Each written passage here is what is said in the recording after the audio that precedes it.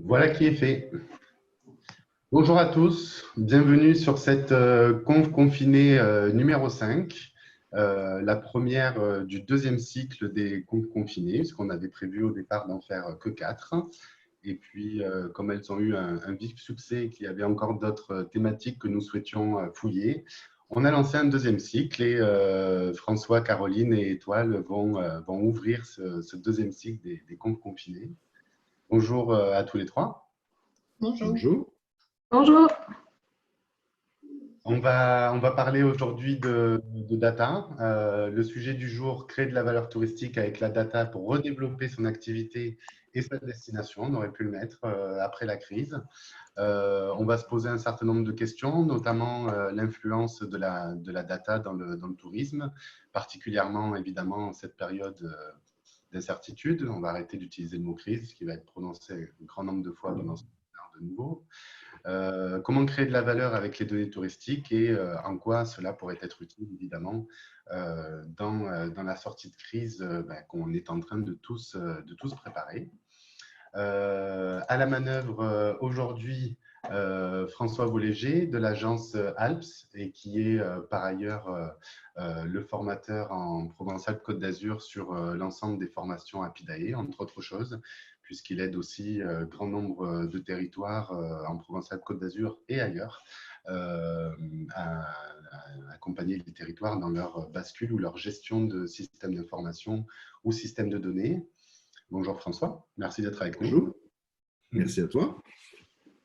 Nous avons également le plaisir d'accueillir Étal Montagny, qui est responsable marketing digital pour l'agence STRL Côte d'Azur. Bonjour Étoile. Bonjour.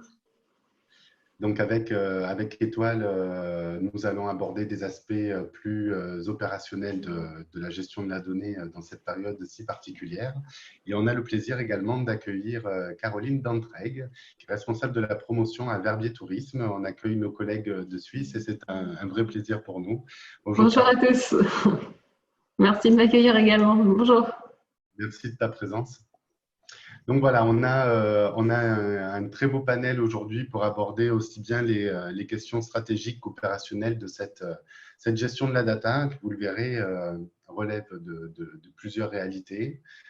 On ne va pas parler uniquement que de systèmes d'information aujourd'hui, on va parler un petit peu de tout type de données, notamment de données d'observatoire. Et on va voir comment se saisir de tout cela, identifier les leviers porteurs de valeur. Et on va voir avec nos deux intervenantes, Étoile et Caroline, voilà, une gestion plus les mains dans le cambouis et plus opérationnelle. Donc, normalement, on devrait couvrir le spectre. Vous avez un module chat et un module questions-réponses, mais finalement, je vous encourage plus à utiliser le module de chat pour interagir avec les conférenciers, mais aussi entre nous. Donc, n'hésitez pas à poser toutes les questions, demandes d'approfondissement, d'illustration. N'hésitez pas non plus à nous faire vos remarques ou retours d'expérience. Ça enrichira d'autant ce webinaire et on pourra profiter de l'intelligence collective de près d'une centaine de participants. François, c'est toi qui ouvre le bal. Je te donne la parole. Ouais, allez. Allez. On est parti pour 5 heures de conférence. On se passe ça? On va essayer de tenir déjà sur 1h30 et on va voir s'il nous reste encore un peu d'oxygène. Allez, Okay. on est parti au moins pour la première heure et demie, on va le dire comme ça. Allez, c'est à toi. Merci, bonjour à tous. Écoutez, c'est un vrai plaisir de parler data cet après-midi parce que c'est un petit peu au milieu de tout. Quand on parle data, on est obligé d'aborder l'aspect stratégique, on est obligé de parler aussi de ce qui s'est passé auparavant. Et dans le monde actuel aussi, on a des usages qui sont fortement liés à cette fameuse donnée, qu'elle soit touristique ou pas touristique. On voit comment un petit peu s'accaparer tout ça, notamment dans des moments comme maintenant. Alors en avant-propos, c'est bizarre de faire des avant-propos, enfin c'est plus commun, mais il fallait replacer un petit peu certaines choses. Et la première des choses à replacer, c'est que le tourisme de masse, qui est né dans les années 60, avait pour idée d'accueillir le plus grand nombre de touristes possible en France, si possible en deux saisons bien distinctes, une l'hiver à la montagne et une l'été à la mer. Et ça tombait bien puisque le président de Gaulle avait prévu de construire avec l'aide de l'État des grandes villégiatures dans des zones qui n'étaient pas forcément exploitées jusqu'à présent et qui permettaient en fin de compte aussi d'apporter de la valeur ajoutée sur ces territoires qui n'en avaient pas forcément ou qui n'avaient pas la même égalité par rapport aux autres à ce moment-là. On a donc créé des stations de ski avec des autoroutes et des trains qui y amenaient un grand coup de barre d'immeubles de béton. On a fait la même chose sur le littoral. Et puis au final, on est arrivé à un schéma qui est encore régi aujourd'hui. Alors, je fais exprès de schématiser aussi dans mon modèle, mais c'est parce que l'histoire en retiendra quand on parle de tourisme de masse. On a créé une filière touristique qui est en ordre de marche, qui a fait des petits dans le monde entier, puisqu'on retrouve les exemples français, on les retrouve jusqu'à Bali, on les retrouve au travers des clubs qui peut y avoir sur les côtes marocaines ou sur les côtes sénégalaises. On peut le retrouver aussi sur les outre-mer, et c'est en fin de compte de là où tout part. Et quand on a créé, on a fait du béton, on a un petit peu oublié de poser des indicateurs au milieu de tout ça. Et au fur et à mesure des années, on se retrouve avec des chiffres qui sortent. On ne sait pas forcément d'où, on ne sait pas forcément comment, mais on est sûr de nos chiffres. Et c'est compliqué au milieu de tout ça d'instaurer des stratégies en se disant que peut-être que les données qu'on a actuellement, elles ne sont pas forcément sur le bon vecteur. Donc, ça devient difficile de compter, étant donné que les indicateurs n'avaient pas été posés dès le départ. On crée ce modèle d'industrie touristique qui fonctionne, mais on oublie de compter, on oublie de référencer. Par exemple, quand on parle de l'IFROI, dans des comités interministériels en ce moment, faut se rassurer, ça ne date pas d'aujourd'hui cette question-là. Et depuis le début, il est là, ce fameux l'IFROI. En tout cas, pour la montagne, on peut parler de celui qui était occupé à la période de Noël, celui qui était occupé pendant les vacances des enfants en février, à une époque pendant les vacances de Pâques, qui a été beaucoup plus compliqué derrière. Et puis, le reste du temps, il restait, les volets restaient clos et on allait faire du camping à la mer en passant par la 7 ou la N7 pour une époque qui est encore plus ancienne. C'est ce qui nous est arrivé et c'est ce qui fait qu'aujourd'hui, on peut se reposer la question en se disant, mais en fin de compte, on a une stratégie qui est basée sur des chiffres qui sont quand même bizarres parce que ces chiffres-là, est-ce que ça me permet de quantifier certaines réactions du territoire, par exemple mon nombre de l'IFROI? Est-ce que ça me permet de définir une stratégie sur la récupération de taxes de séjour? Est-ce qu'on est capable de connaître notre capacité maximum instantanée d'accueil touristique? Est-ce qu'on est capable de définir des pics ou des cas de surtourisme? Au milieu de tout ça, c'est assez dur parce que attends, si tu peux me remettre juste la slide d'après, JP, l'avant, parce que c'est ça. C'est la question, elle se pose sur la granularité de données qu'on peut avoir. Et ces données qu'on a sur le plan national, est-ce que on a les mêmes sur le plan local, puisque c'est ce qui va intéresser en fin de compte les destinations. Ce n'est pas forcément des chiffres qui vont être internationaux ou nationaux. Enfin, sincèrement, quand j'étais à la tête de destination, ce n'étaient pas les chiffres nationaux qui me passionnaient tous les jours. Par contre, ceux que je peux avoir sur mon territoire, et si je peux les avoir en instantané, ouais, là, c'est des chiffres qui peuvent influer ma stratégie. C'est aussi des chiffres ou des données qui permettent de prendre des décisions. Si je vous donne un exemple, si je vous demande de faire un test, vous demandez à un élu combien de meublés il a sur son territoire. Généralement, il ne connaît pas ce chiffre-là et il ne risque pas de pouvoir le dire parce qu'aujourd'hui, il y a une donne qui est partagée avec un marché des particuliers qui est assez flou. Et il pourra répondre que tous ceux qui passent par Airbnb, en fin de compte, ils ne les connaissent pas. Pourtant, selon la loi, on est obligé de déclarer un meublé et ce meublé doit remonter dans les affaires, on va dire, régaliennes et à se poser la question si on a de la fraude, à savoir si ça vient des plateformes, ça vient des propriétaires. Au final, on mène une politique de construction de nouveaux lits alors qu'on a un vivier qui existe et qui ne peut pas être en fin de compte activé parce que sa mesure n'est pas faite et qu'on ne peut pas insister sur des politiques de rénovation, parce qu'on ne sait pas aujourd'hui, en fin de compte, dans l'héritage des 50 ans qui sont passés, quantifier tout ça, alors qu'il nous suffirait de les connaître, alors qu'il nous suffirait d'animer ce réseau-là. Donc, c'est assez compliqué et ça peut même amener à des questions sur le surtourisme. On en a beaucoup parlé l'année dernière.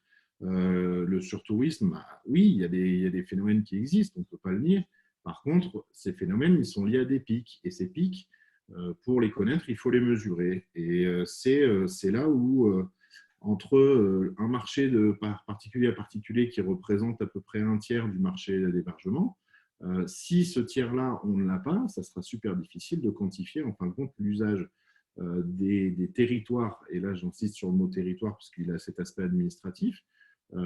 Pour mesurer des réseaux, pour utiliser ces réseaux, qu'ils soient énergétiques, qu'ils soient de déchets, etc. etc. Et c'est là où la quantification, et c'est là où la donnée elle a tout son intérêt, c'est-à-dire que, et là, tu parlais d'observatoire tout à l'heure, c'est de l'observatoire à la décision, en fin de compte. C'est passer de la donnée qui est observée à une décision qui en est prise grâce à cette donnée observée pour en faire, en fin de compte, ce qu'on appelle du décisionnel derrière. Alors, est-ce que, si tu peux passer à la slide suivante, est-ce qu'on connaît en temps réel notre offre touristique? Par exemple, quels sont les restaurants qui font des plats emportés pendant la crise, ce qui nous arrive en ce moment? Sommes-nous en capacité de faire du conseil éclairé auprès de nos visiteurs? Quelles seront les animations du territoire cet été? On sait qu'on va être sous le coup, en tout cas sur la partie française, d'une annulation d'une grande partie des festivités qu'il peut y avoir sur l'été. Et moi, ça m'inquiète énormément parce que la période estivale est quand même propice à des réunions, mais au titre festif du terme. Et sans ça, j'ai du mal à percevoir l'attractivité de l'été, mais on en reparlera. En termes de conseils éclairés, quand il pleut, on fait quoi? Quelles sont les activités à faire aujourd'hui? Toutes les questions que nos visiteurs se posent, en fin de compte, qu'ils posent auprès des structures et pas que, parce qu'on avait vu il y a quelques temps de ça, dans l'Office de tourisme du futur, dans les études qui avaient été menées, que 66% des informations sont données par l'hébergeur. Alors, comment proposer un conseil efficace quand ce n'est pas l'Office qui le donne? L'Office est simplement vecteur de sa connaissance pour que l'hébergeur puisse avoir lui aussi, en fin de compte, la même capacité de réponse que l'Office pourrait avoir. C'est là la grande difficulté aussi dans l'accès aux données et l'accès homogène des données. C'est assez paradoxal puisque les offices de tourisme doivent pleinement assumer cette casquette de tiers de confiance qui nous revient tout de même parce que secteur public ou parapublic, en tout cas institutionnel. François, est-ce que tu peux nous éclairer sur un échange qu'on a eu entre nous en préparant ce webinaire? Et est-ce qu'il n'y a pas un paradoxe aujourd'hui à nous parler d'overtourisme alors qu'on s'inquiète tous justement pour les taux de remplissage de la saison à venir? Et est-ce que tu peux, s'il te plaît, nous éclairer sur la pertinence de traiter de cette thématique et pourquoi c'est tout à fait important de mettre l'accent sur cette notion-là? Parce que c'est pas, comment dire, les sites qui sont préparés à cet été, même si on va avoir la perte des étrangers qui sont hors espace Schengen, parce que de toute façon, les frontières restent fermées jusqu'en septembre, parce qu'il va y avoir une crainte et un aspect peur de l'autre et peur de se toucher par rapport à l'autre. Vous pouvez sûrement le vivre déjà dans vos supermarchés où à peine vous avez le caddie qui se colle au caddie suivant, c'est déjà une émeute. L'été, à la sortie du confinement, ces réactions, elles auront toujours lieu. Et c'est, je suis ni devin ni prophète dans l'affaire, mais ces phénomènes-là, ils vont se mixer avec le besoin de sortir aussi. Et ces besoins, ils vont se retrouver sur les grands sites qui sont équipés et qui sont en capacité d'accueillir. Aujourd'hui, il y a des zones de plus de 100 000 lits sur le littoral qui recevront du public. Est-ce qu'ils seront en capacité de le recevoir? Oui, bien sûr, c'est leur métier depuis le départ. Est-ce qu'ils seront sur des pics d'overtourisme? Il suffit qu'il y ait une canicule qui nous arrive en plus par-dessus, comme ça arrivait certaines années. Je ne vais pas citer 2003 où il y a encore quelques temps, je ne sais plus, la dernière c'était 2014 ou un truc comme ça. Non, c'était après, on a eu un pic en 2016 si je me souviens bien. Ces phénomènes, ils vont continuer à exister parce que le tourisme, il sera peut-être franco-français, il sera peut-être, comment dire, europo-européen, je ne sais pas comment on le dit, mais en tout cas, les pics de fréquentation, ils auront toujours lieu. Et ils auront toujours lieu entre en tout cas, si on parle de cet été, entre ce 15 juillet et ce 15 août, qui sont des phénomènes qui ne vont pas forcément bouger. Allié à ça, où on ne va pas forcément parler que des séjournants, parce qu'on aura aussi, avec ce sentiment de besoin de se libérer, une fréquentation qui sera peut-être accrue, et ça, il faudrait peut-être commencer à la mesurer, des résidences secondaires, des excursionnistes aussi, parce que le surtourisme, il ne se crée pas forcément que par rapport au séjournant, il se crée aussi à une fréquence instantanée qui peut très bien être complètement diurne et qui peut générer une heure de queue au milieu d'Euro Disney. Hein. C'est là aussi où il faut faire l'équilibre entre l'expérience du client et cette gestion en fin de compte du flux pour pas qu'il passe en rouge. Et donc, en fait, tous les efforts qu'on aurait déployés pour tenir compte des tendances de consommation dont on a déjà parlé lors de la compte confinée numéro 1 et 4, sur les aspects marketing, où on a notamment parlé d'un besoin de sécurité, de consommation qui fait sens et d'autres tendances de consommation fortes qu'on a identifiées. Les destinations vont déployer tous leurs efforts pour faire du développement, de la promotion et de la communication sur justement ces nouvelles types d'offres, nouvelles types de consommation. Et en fait, on va se retrouver avec des destinations touristiques, des établissements, mais aussi des points d'intérêt touristique qui, effectivement, au début de ce travail-là, auront mis tous les jalons pour tenir compte de ces tendances de consommation. Et en pleine saison, en pleine consommation touristique, atteindre un pic et en fait mettre à mal toute cette communication puisqu'on va retomber dans de la proximité physique, on va retomber dans une surconsommation des lieux et des attractions. Et donc, du coup, le ressenti client à l'issue de cette consommation souffrira de ce sentiment de mise en danger de soi-même et des siens.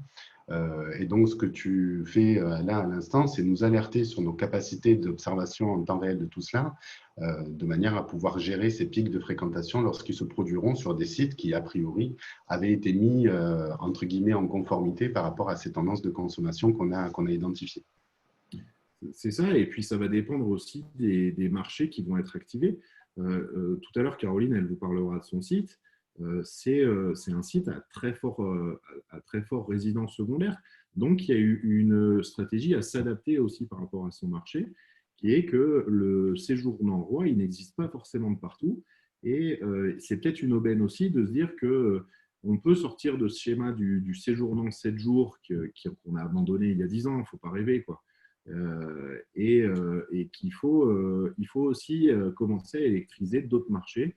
Ce R2 qui existe et cet excursionniste, ils sont des consommateurs et ça peut être aussi une manière de voir l'été différemment. Donc, c'est là où l'observatoire est super important, de se dire est-ce que je fais avec du séjournant, est-ce que j'ai du résident, est-ce que j'ai du citoyen aussi. Le citoyen, il va avoir besoin de sortir. Et le tourisme, il peut se passer à 20 km de chez soi aussi. Très bien, merci. On passe aux enjeux ? Allez. Qu'est-ce qu'une donnée touristique ? On va plus parler de son accès. L'accès aux data, ça constitue un enjeu majeur pour les entreprises de la filière du tourisme aujourd'hui. Ça permet de créer de la valeur et de développer sans cesse des services innovants pour répondre aux attentes des visiteurs. Mais ça passe par connaître son tissu local, par développer des stratégies communes avec des organismes qui ont des échelles territoriales supérieures aux destinations, comme les CDT, les ADT, les CRT. On peut parler d'Atout France aussi. De faciliter et de structurer la collecte de manière à accélérer la création de nouveaux services au profit des destinations et de leurs utilisateurs et de favoriser aussi, pourquoi pas, des fois la création d'entreprises innovantes qui seraient utilisatrices de ces données-là. c'est, par exemple, on va pouvoir voir un flux de visiteurs de données sur un territoire par rapport à l'analyse de sa connexion mobile, ce qu'on voit en haut à gauche de l'écran. Ça peut être aussi la mise à disposition des dispositions spéciales pour le Covid-19 au sein d'un territoire. L'animation d'un réseau de producteurs bio en vente directe dans le Tarn, l'exemple qu'on a en bas à gauche, ou enfin l'ensemble de l'offre de location en particulier à particulier d'une destination touristique en adéquation avec sa diffusion digitale.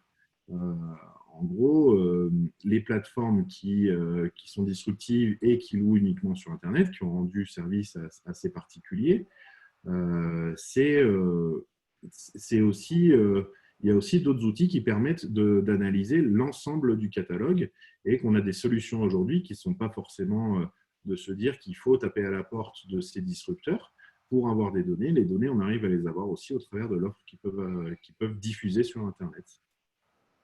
Tout à fait. Je prends un petit temps de pause pour répondre aux questions et remarques qui nous sont faites dans le chat.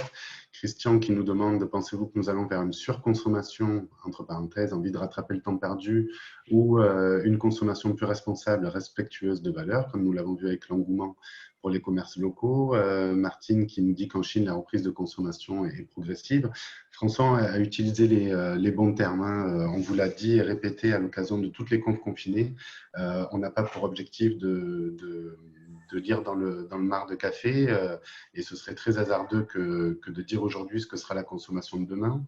On parle plutôt de tendance. Je pense que pour réagir sur ce que nous a dit Martine, évidemment que la reprise de la consommation sera progressive parce qu'il faudra de toute manière que les personnes ressentent le sentiment de sécurité. Sur la conf confinée numéro 1, on a passé très peu de temps dessus parce que la pyramide de Maslow est connue de tous, donc on ne s'est pas attardé, mais on a juste mis le doigt sur le fait que sécurité est la base de cette pyramide et on avait titré la slide pas de sécurité, pas de tourisme. Et donc, tant que cette mise en sécurité et que le sentiment de sécurité ne sera pas diffusé dans l'ensemble des marchés, la consommation ne pourra se faire que progressivement. Pour répondre un peu plus précisément à Christian, c'est ce que nous disions en introduction, on risque d'aller vers une surconsommation de certains lieux qui auront fait une communication qui tient compte de ces tendances identifiées. Donc les tendances identifiées vont faire la part belle à une offre du coup, qui est plus responsable, plus respectueuse de valeurs, mais c'est parce que cette offre-là va émerger et que l'attente de consommation de ces offres-là va être importante et qu'on va vouloir rattraper le temps perdu, que certains de ces sites touristiques, justement, vont être en situation de surconsommation, ce qui, en fait, va faire tomber l'avantage concurrentiel qu'ils avaient d'offrir une consommation en toute sécurité.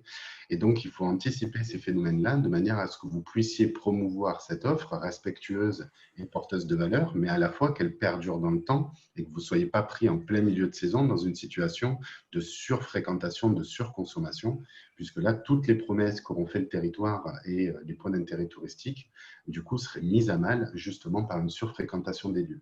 Bon, voilà, on a pris un petit temps de pause pour dire tout cela. On rebascule dans les notions de data et François venait juste de nous dire que la data est accessible et que nous pouvions largement l'utiliser, excusez-moi. Est-ce que tu peux un petit peu préciser quel type de data sur la slide suivante, François, s'il te plaît? Ouais. Alors, en fin de compte, on peut classer en 3 grandes catégories les données touristiques, pas les données en général, mais les données touristiques. On va débuter par la donnée de consultation, qui sont générées par de nombreuses sources, telles que les transactions mobiles, le contenu généré par les utilisateurs, les médias sociaux, le comportement du site web, etc. etc. On peut développer des stratégies plus efficaces pour améliorer les performances des entreprises et faire des prévisions plus précises pour optimiser les processus métiers au travers de ça. On peut même collecter en temps réel ces données-là et les utiliser pour améliorer l'expérience du service au fur et à mesure de son déroulement. On décrit généralement les médias sociaux comme le plus grand focus group au monde. Maintenant, il reste aussi à savoir l'utiliser et le potentiel est là. Maintenant, il faut exploiter aussi l'exploration de textes de données, les informations sur la perception des clients vis-à-vis des marques, etc., etc. Ça ne se fait pas tout seul, c'est un métier à part entière et c'est très précis, c'est de l'horlogerie suisse, si Caroline me permet ce petit jeu de mots. Hein. François, je t'avais promis de me faire l'avocat du diable sur cette slide, donc je vais respecter mes promesses. Tu nous as mis une illustration en bas à gauche de la solution Ski Data, qui donc intervient dans un cadre de destination que j'ai l'habitude de décrire comme des destinations parcs d'attractions, puisqu'on peut identifier une porte de sortie, une porte d'entrée, pardon, une porte de sortie et une consommation principale. Là, c'est le forfait de ski. Et évidemment, quand on est dans un parc d'attractions, ben, c'est le pass d'entrée. Lorsqu'on n'est pas sur ce type de destination-là, quels sont les moyens qu'on a à notre disposition pour avoir la donnée de consommation?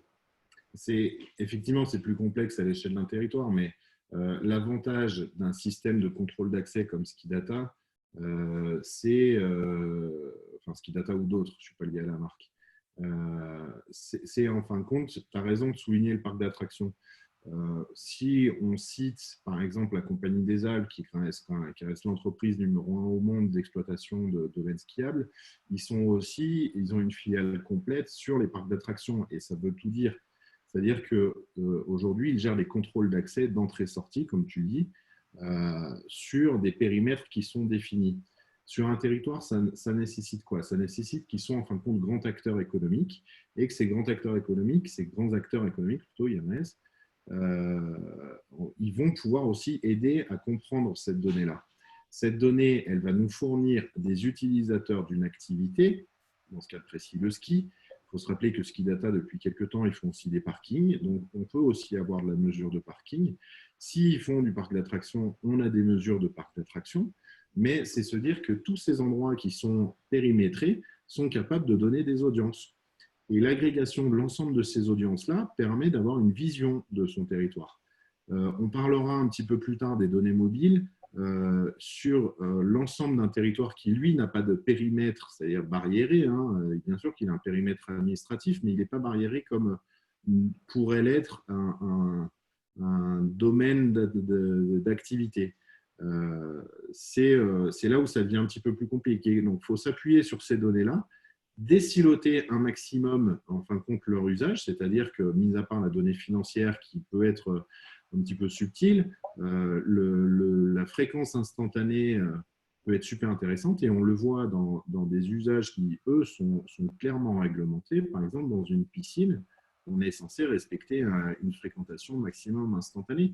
Ce chiffre-là n'a pas à être dépassé, il est à être mesuré à chaque instant pour les employés et pour les décisionnaires qui sont autour. C'est la même chose pour des domaines, c'est la même chose pour des parcs d'attractions. C'est là aussi où on peut cultiver une histoire et un historique derrière tout ça pour essayer de rencontrer des situations qui sont similaires. Et là, ça devient intéressant puisqu'on va essayer de jouer aussi avec du prédictif qui dira que il y a 3 ans, on a rencontré 5 fois la même corrélation sur le nombre de personnes qui viennent. Ils réagissent à peu près de la même manière. Donc, ça veut peut-être dire que demain, on peut s'attendre à ça. Donc, ça risque peut-être d'accélérer un certain nombre de technologies. Peut-être que si on a des personnes avec nous du sud-ouest, ils pourront certainement me corriger, mais j'ai en mémoire, je crois, Terre et Côte Basque, qui avait mis en œuvre un projet d'observation touristique en temps réel, notamment sur les parkings, qui leur permettait d'avoir le chiffre en temps réel de la densité de voitures sur chaque parking sur le littoral du sud-ouest, particulièrement fréquenté évidemment en période estivale. Et ça leur permettait d'adapter en temps réel également l'affichage des panneaux d'information tout au long de la route, où on vous invitait précisément à vous rendre plutôt sur tel ou tel parking ou telle plage, ce qui avait pour objectif, bien sûr, en situation normale, on va dire, de non-crise sanitaire, de pouvoir répartir la charge, mais surtout aussi l'économie auprès des prestataires qui se trouvaient sur éventuellement des plages moins fréquentées.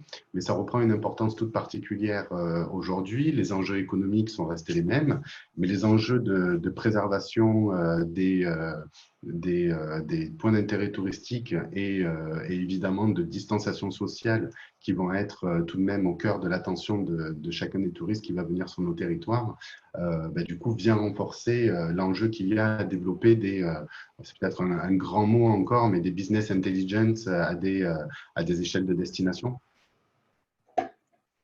Non, c'est clair. Hein. Alors, certains ont parlé de smart destination. On a plus de raisons encore que jamais aujourd'hui de se construire des systèmes d'observation qui soient fiables. On passe à la slide suivante sur les types de données touristiques. Ouais, on va évoquer des données qui peuvent être utilisées pour développer ou pour améliorer l'efficacité des plateformes de CRM, de la fidélisation de la clientèle, en particulier dans l'industrie touristique. C'est des données collectées par les plateformes qui mettent une allocation plus efficace des ressources en réduisant les frictions transactionnelles. On va instancier des chaînes plus que des chaînes, on va dire des parcours de discussion avec des clients ou des prospects, de manière à pouvoir créer, en fin de compte, du lien tout au long de l'année. Donc, ça part de la connaissance client, puisqu'on ne va pas parler à quelqu'un si on ne le connaît pas, d'automatiser, en fin de compte, toute sa chaîne marketing, d'apporter, d'essayer d'atteindre une fidélisation, en tout cas en essayant de l'informer. On généralise, si je me réfère à la roue des zèles, en fin de compte, à la création de liens. Je t'ai pas parlé Maslow, je t'ai parlé Hetzel aujourd'hui. C'est moi, j'assume. Maslow, c'est pour moi ce coup-ci. Excusez-nous, c'est une private joke entre nous. Une private joke depuis 3 semaines, Maslow. Allez, je t'en prie, ça attend. Et enfin, troisième type, qui est en fin de compte la donnée informative, c'est la collecte de données. Elle est créée par les entreprises qui utilisent les données afin de réaliser des produits ou des services. On a sur l'écran, on voit un tableau de bord Apidae, enfin plus qu'un tableau de bord, puisqu'on voit une recherche qui en plus se passe à Verbier. On voit un widget qui est généré au travers des données. Et en fin de compte, on essaye d'atteindre une communication commune avec des services innovants, enfin, en essayant d'agréger des services innovants à tout ça. D'agréger aussi, pourquoi pas, sur les marketplaces, des systèmes de crowdfunding. On en reparlera dans quelques temps. J'arrive toujours pas à ce mot, hein, ce crowdfunding, c'est pas un crowdfunding. Sur ces marketplaces, on va en reparler un petit peu tout à l'heure, on donnera un exemple. Ce qui permet, en fin de compte, de se concentrer sur le lien qu'on peut avoir avec le tissu local et d'y ajouter l'accaparation que le public peut avoir de la destination. C'est-à-dire que plus on va affiner ce référentiel, plus on pourra le proposer à l'extérieur de manière communicationnelle, on peut dire, mais c'est celui qui permet, en fin de compte, à l'entrée du côté des sociopros et à la sortie du côté des clients ou des sites spécialisés pour pouvoir améliorer la connaissance ou en tout cas l'information du territoire. Donc, on a répondu en partie aux besoins de sécurité et de mise en sécurité. Là, on a parlé plutôt une autre tendance qu'on a identifiée et qui semble faire un petit peu consensus, c'est de revenir à une consommation qui fait sens. Et donc, ce que tu nous dis, c'est que de nouveau, pour pouvoir mettre en œuvre ces promotions d'offres en particulier, on va avoir besoin de systèmes d'information performants et on va pouvoir toucher du doigt la fameuse baseline d'Airbnb Live Like a Local, du coup en lui donnant une réalité tout autre. Là, tu nous parlais de crowdfunding touristique, c'est en gros investissez-vous au sens propre et au sens figuré du terme dans la destination. Et tout cela va avoir une conséquence ensuite sur les produits touristiques qui pourront être émis par la destination. Et son modèle économique. Oui, son modèle éco. Et son modèle économique, puisqu'on est en capacité, tout à l'heure tu disais qu'on ne lisait pas dans le marc de café, et c'est effectivement vrai, mais ça sera peut-être aussi une période de changement qui pourrait être bénéfique en se disant que le modèle économique touristique est en capacité de changer et de proposer des nouveaux modes de consommation, étant donné l'usage des marketplaces ou d'autres qu'on peut avoir sur l'implication de chacun dans son tourisme local ou live like a local si on le déporte. Ouais, on est dans une industrie de ce point de vue-là effectivement très paradoxale. Allez, je t'en prie. Alors, il y a plein d'icônes, c'est cool. Tu vas nous expliquer tout ça. Ouais, en fin de compte, si on démarre par la gauche, on parle de données touristiques dans son aspect informatif. L'office de tourisme, c'est un besoin local qui est assez, c'est le premier bouclier et qui s'en prend quand même plein la tête assez souvent à se dire ils ne font jamais assez ci, ils ne font jamais assez ça, ils ne font pas assez de publicité, surtout dans les magazines que les conseils d'administration lisent. Ils ne sont pas assez ou ils sont trop sur le terrain avec les socioprofessionnels. Et pourtant, l'Office du tourisme, c'est une tour de contrôle sur une destination qui permet, en fin de compte, de mesurer et d'équilibrer une activité touristique locale. On ne va pas parler promotion parce qu'aujourd'hui, la promotion, ça pourrait être un sujet très, très vaste et tu veux éviter les 5 heures de conférence. Mais la communication, elle va se passer à diverses échelles, la promotion aussi, et elle n'est plus forcément centrée que sur la destination. Par contre, quand je dis c'est une tour de contrôle, elle est là pour animer ces réseaux de diffusion locale et notamment sur les besoins primaires. On va parler d'hébergement, on va parler d'activités, on va parler de restauration. La restauration, c'est important pour moi parce que je pense que je n'ai jamais loupé un repas de ma vie. Donc, c'est super important de m'indiquer où est-ce que je peux aller manger le midi sur une destination touristique. Mais ce n'est pas que ça parce que c'est aussi prendre en compte un contexte autour de ces éléments-là. C'est-à-dire que si je vous dis, écoutez, il y a une super balade à faire, je vous conseille d'y aller. Mais par contre, il y a un orage qui arrive, mais je vous conseille quand même d'y aller. Tout à l'heure, quand on parlait de qu'est-ce qu'on fait quand il pleut, c'est typiquement ça. C'est prendre aussi en compte le contexte du transport qu'on peut avoir. Est-ce qu'on est venu avec un train ? Est-ce qu'on a un moyen de déplacement individuel sur la destination ? Est-ce qu'on a des enfants ? Est-ce qu'on est en poussette ? Est-ce qu'on a des animaux, etc., etc. C'est tout ce qui va définir le contexte de la demande de notre visiteur. Et ce contexte-là, aujourd'hui, il faut qu'on en tienne compte. Et qui mieux que les offices peuvent, en fin de compte, faire ce travail-là de critérisation et d'analyse fine de ces activités, en tout cas de ces offres touristiques, pour proposer d'un côté au client qui est en présentiel ou en digital sur la destination son information, mais être en capacité aussi d'offrir le même niveau d'information chez le socio-professionnel qui, lui, est en attente aussi de cette information-là parce qu'il a aussi le même client dans son restaurant, sur son activité, dans son hébergement et on doit être en mesure d'offrir la même chose, le même niveau d'information chez les socio-professionnels. Je prends un petit temps pour réagir à la question de Mélanie. Ne serait-il pas intéressant de cibler certaines nationalités pour la promotion d'un territoire, notamment quand on sait que certains pays ont une perception et un rapport au risque différent? Lisant votre question, Mélanie, une première question m'est apparue. S'agit-il justement de promouvoir cette offre auprès de ceux qui ont une perception plus contraignante ou au contraire moins contraignante? Dans tous les cas, de toute manière, la promotion touristique doit se faire sur la base de choix éclairés, choix provenant, François vient de vous le dire, sur des capacités technologiques de remontée d'informations et une capacité d'interprétation. On parlera plutôt ici de data visualisation et de système d'aide à la diffusion. En toute hypothèse, il ne faudrait pas se tirer une balle dans le pied en allant chercher déjà trop de monde. Ça, on vous l'a expliqué. C'est comme si vous vous retrouviez dans un supermarché aujourd'hui absolument bondé. On n'est pas certain que l'expérience que vous ressortiriez de cette consommation grand public serait extraordinairement positive, quand bien même vous seriez allé dans ce supermarché-là par rapport à ces promesses liées à la gestion de crise. In fine, c'est bien la consommation qui va retranscrire votre expérience. Et de la même manière, mixer des publics qui ont un rapport à la sécurité peut-être moindre que ce que ne sont les autres marchés risque de faire que vous avez finalement une mise en danger, même si elle n'est que ressentie de la part de tous. Et donc, il va falloir avoir un bon mix.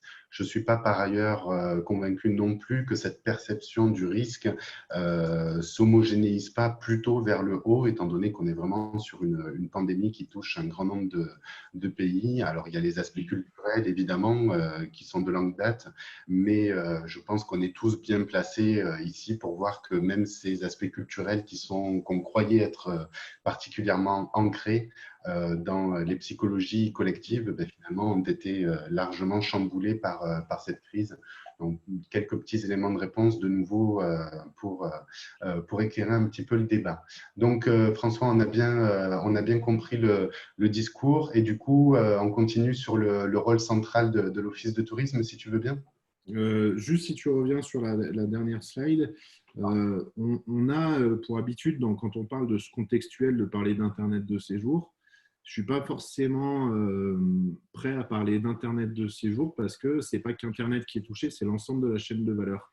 Et que ce n'est pas parce qu'on a un smartphone dans la main et que les Européens sont surtout bien habitués à ça, mais c'est l'ensemble d'une chaîne de valeur qui est modifiée dans cette stratégie-là et que même en présentiel, on est capable de fournir une nouvelle chaîne de valeur avec cette ultra-critérisation d'informations qu'on peut donner au travers des offices, je le rappelle, puisqu'ils sont la tour de contrôle au milieu de tout ça. Et je crois qu'on va avoir une illustration justement de la part d'Étoile juste ensuite. Ouais. Si on prend la chaîne de valeur de l'économie touristique et le placement d'Apidae au milieu de tout ça, justement, on parle d'Apidae parce que ça reste la plateforme de données touristiques qui est déjà au-delà d'un système d'information touristique, 700 destinations dont la région sud l'utilise aujourd'hui, est plutôt positionné comme middleware, c'est-à-dire que quand moi j'entends dire qu'Apidae ça sert à faire des sites internet, c'est ouais, si tu regardes que d'un œil et si tu es à 200 mètres, ça peut marcher comme ça, mais c'est pas que ça, c'est surtout une transition fonctionnelle entre les métiers des socio-professionnels qu'on retrouve à gauche de notre schéma, en lien avec les institutions et les collectivités. Et cette transition, elle se passe vers les plateformes d'information, les plateformes de vente, les plateformes marketing, qui peuvent, elles, s'agréger avec d'autres variables, comme on l'a vu précédemment, la météo, ça peut être la disponibilité, ça peut être des avis clients, pour, en fin de compte, mettre tout ça à disposition de ses clients.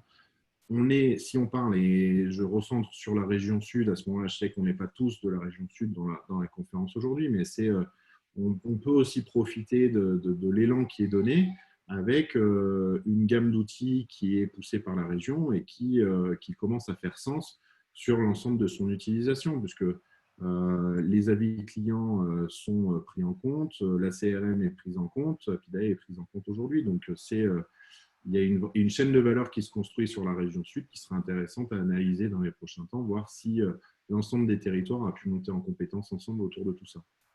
Oui, complètement. On parle en région de systèmes numériques structurants. Bon, ça porte bien son nom. Hein. C'est qu'on va essayer de déployer des technologies partagées qui permettent effectivement aux acteurs de positionner des solutions innovantes, mais d'avoir le contexte technique, informatique suffisant. Pour pouvoir le faire. Donc là, on voit bien sur ce schéma-là, effectivement, la position de chacun et l'utilité de ces technologies structurantes. Est-ce que tu as encore un mot à nous dire avant que je passe le flambeau à Étoile pour son illustration, ou on se le fait sans transition? Alors, faisons-le sans transition, on est des fous.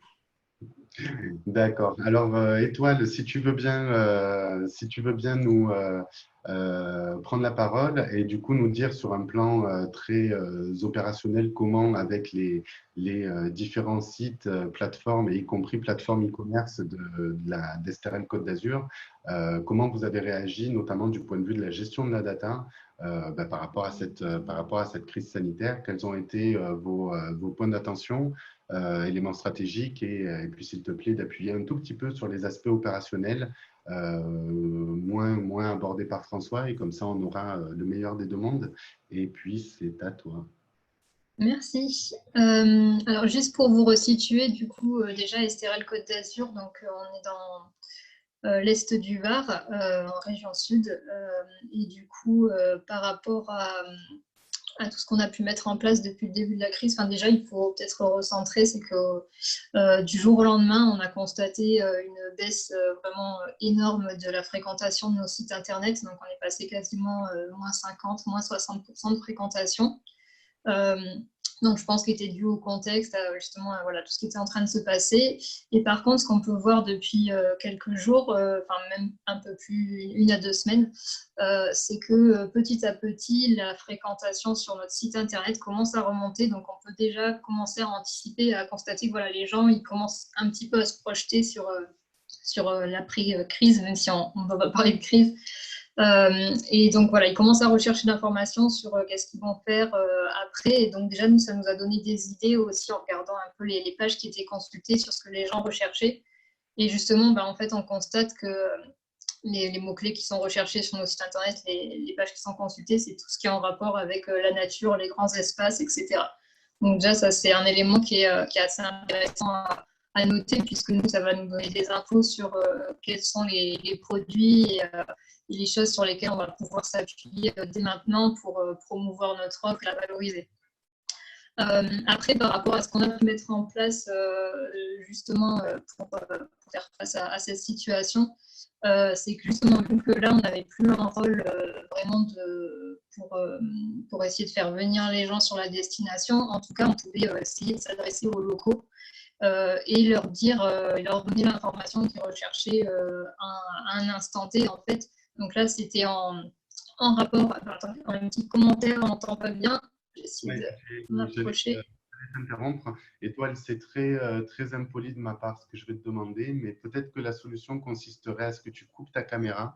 Ça devrait alléger ton flux montant et j'espère qu'ainsi on devrait mieux t'entendre. On va déjà essayer comme ça. Ok. N'hésite pas à me dire si ça va mieux comme ça. Ça devrait suffire. Je te le dis en direct. Si ce n'est pas le cas, on trouvera encore une autre solution. Ok, allez, ça marche. Je vais essayer de parler moins vite aussi, ça ira peut-être un peu mieux. Écoute, donc, là, ça a l'air d'avoir fonctionné. Je te laisse reprendre le fil de ton idée. Ok. Alors peut-être que tu peux passer à la slide d'après où justement il y a l'illustration. Donc déjà, ce qu'on a mis en place, c'est une page en fait sur notre site internet qui faisait remonter de la donnée en provenance de notre SIT, donc Apidae. Et donc en fait ce qu'on a fait, c'est qu'on s'est synchronisé avec les offices de tourisme pour essayer de collecter toutes les informations par rapport aux commerces et services qui pouvaient être ouverts durant cette période. Donc là, on s'est appuyé notamment sur tout ce qui pouvait être collecté comme data par l'agglomération. On a, par exemple, on est sur une destination qui regroupe 2 agglomérations et l'agglo a le fichier de tous les commerces du territoire. Donc, ils sont allés collecter, ils ont envoyé un formulaire à tous les commerces de la destination pour savoir lesquels étaient ouverts, lesquels proposaient des offres en particulier, des choses comme ça. Et du coup, nous, on a pu s'appuyer sur toute cette donnée qui avait été collectée par l'agglomération, mais aussi par la chambre de commerce, CCI. Du coup, on a ensuite pu aller qualifier l'offre dans notre SIT. Donc ça, c'est les offices de tourisme qui s'en sont chargés, et nous, entre autres. Et donc, on a pu justement faire remonter toute cette information sur une carte interactive. Donc, ça doit être dans une autre slide. Si tu peux passer celle d'après, peut-être. Je ne sais pas dans quel ordre vous les avez mis. C'est en train d'arriver. Alors, pas celle-là, du coup, celle-là? Non, non plus. Elle arrive en dernier. Non, elle n'y est pas. C'est pas grave. Donc, en fait, quand on est sur notre site internet, on a tout simplement créé une carte interactive sur laquelle on pouvait géolocaliser justement l'offre de tous les commerces et services ouverts à cette période qui proposaient une offre en particulier, et du coup les trier par thème. Donc du coup, pouvait ensuite, on a partagé cette page via une newsletter. Donc ça, c'était la première slide sur laquelle tu étais. Et l'idée, justement, c'était de montrer que la destination, elle vit encore toujours pendant cette période et de montrer l'offre du territoire qui continue à exister et sans faire tourner les commerces en insistant notamment sur la dimension de commerce local et de soutenir les acteurs locaux, etc. Donc, ça va être pour la partie data. Et si tu peux peut-être remettre la première slide sur laquelle tu étais. Donc, voilà. Et ensuite, nous, ce qu'on a pu faire donc, par rapport à la création de cette page, c'est qu'on a déjà une base de données qui était déjà bien optimisée. Ça fait quelques temps qu'on travaille justement avec notre CRM Avizi sur la collecte de la data. Et donc, on a mis en place à différents endroits de notre site internet tout simplement des widgets pour collecter les données de nos internautes et surtout savoir d'où est-ce qu'ils viennent.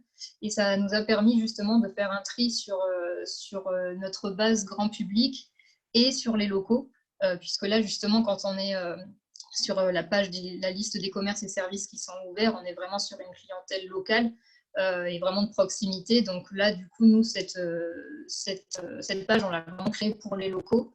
Et ensuite, on va leur diffuser cette information justement en s'appuyant sur cette base de données qu'on a mis en place avec justement en s'appuyant sur les codes postaux qui avaient été renseignés, etc. pour vraiment toucher que les internautes qui étaient concernés par cette information.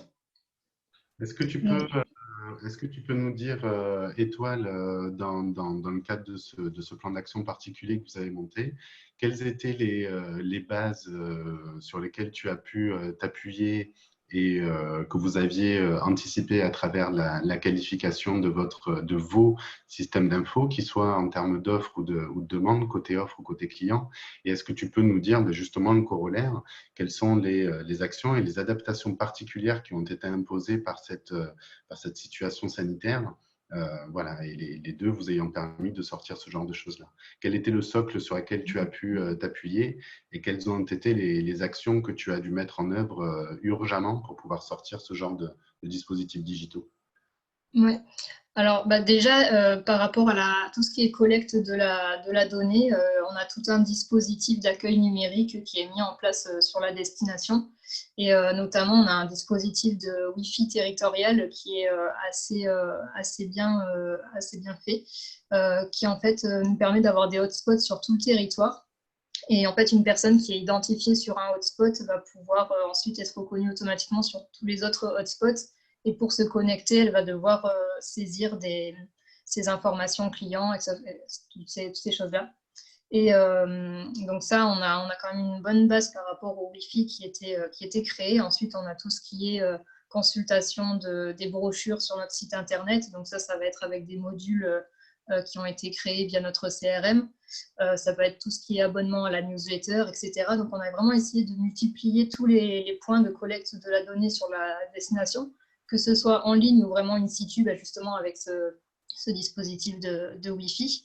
Et donc, voilà, l'idée, c'est vraiment d'essayer d'aller capter la donnée client. Donc, on ne parle pas vraiment que d'un adresse email. Hein, on a aussi tout ce qui est, si c'est un homme, une femme, si dans certains cas, on va pouvoir savoir si c'est une famille, s'ils ont plutôt un intérêt pour des activités, pour des séjours, des choses comme ça.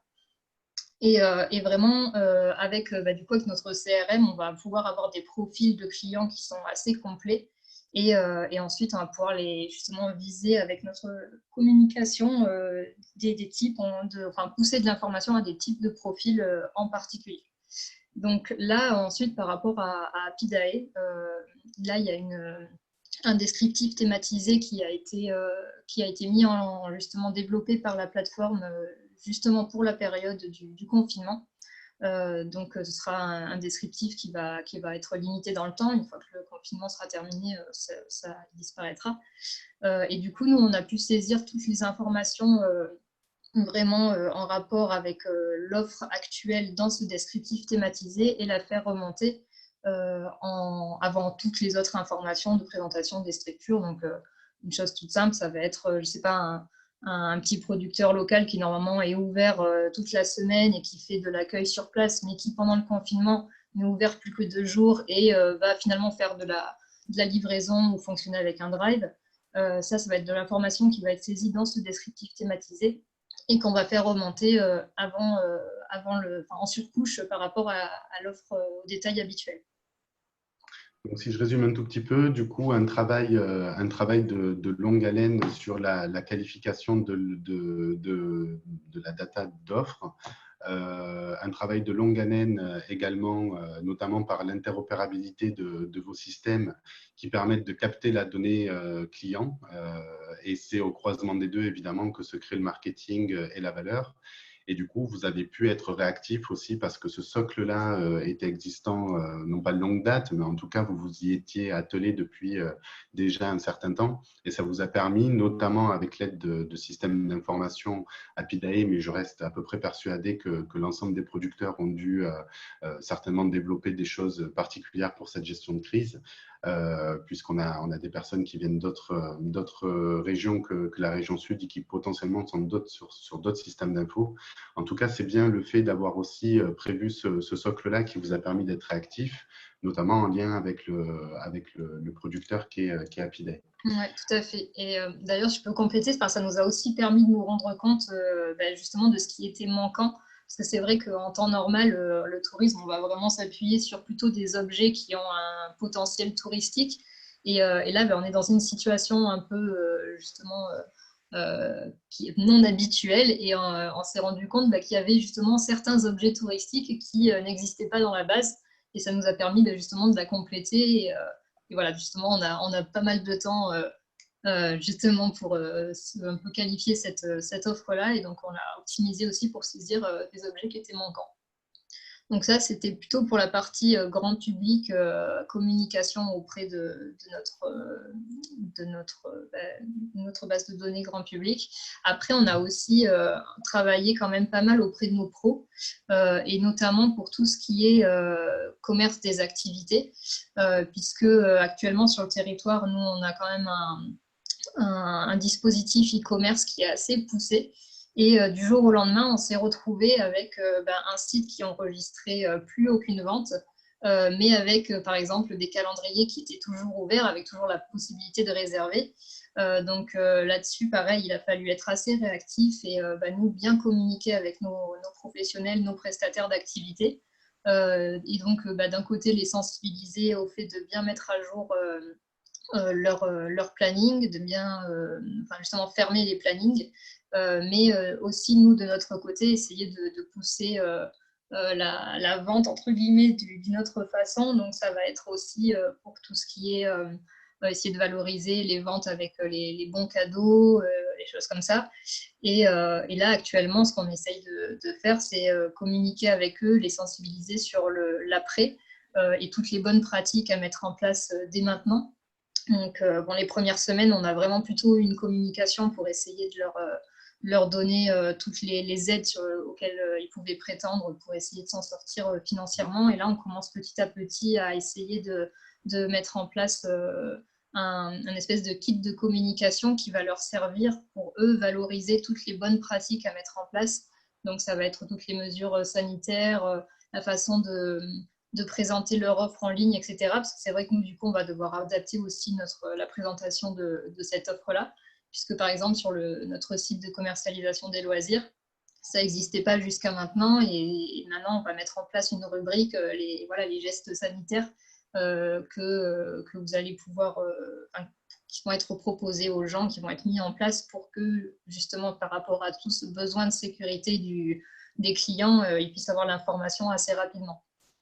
Et après, il y a aussi une chose, c'est que nous, dès maintenant, on essaye de collecter tout ce qui est mis en place comme mesures sanitaires, comme offres adaptées, etc. depuis nos pros, pour pouvoir dès maintenant faire l'état des lieux de cette offre, on va dire, post-confinement qui sera prête au jour de la sortie du confinement, et pour pouvoir commencer à communiquer dès maintenant sur ces offres-là.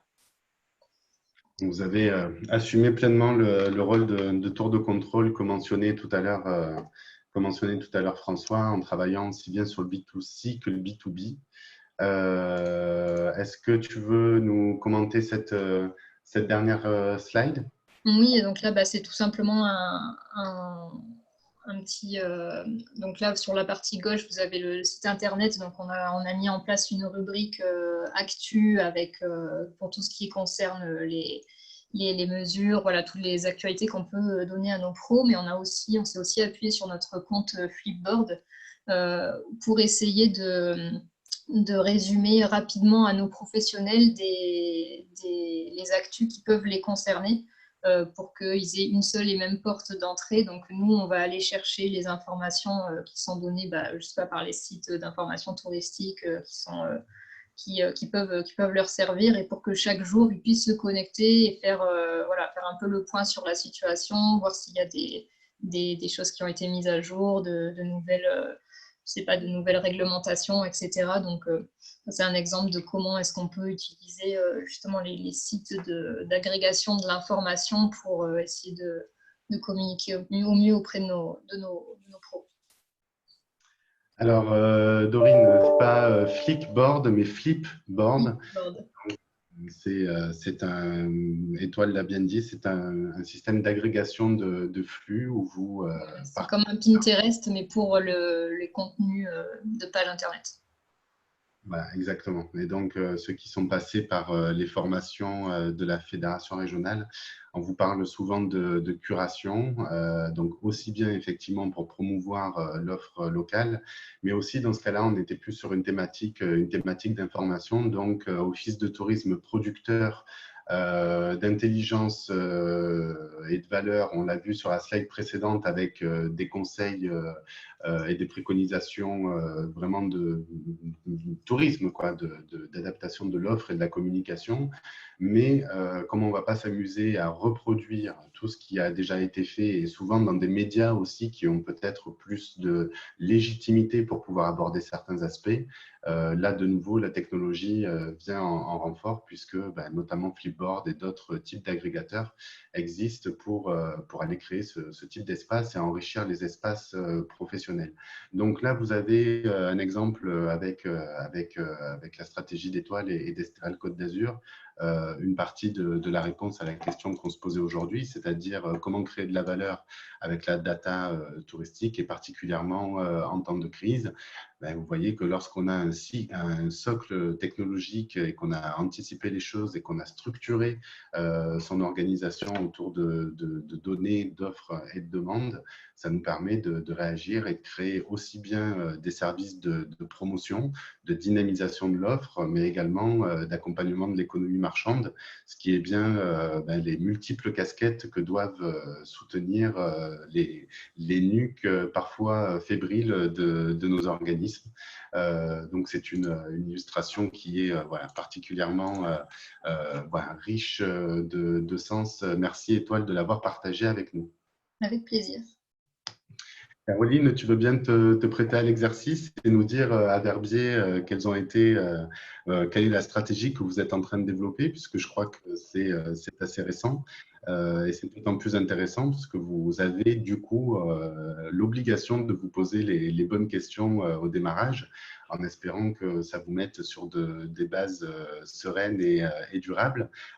Caroline, si tu veux bien, c'est à toi. Merci.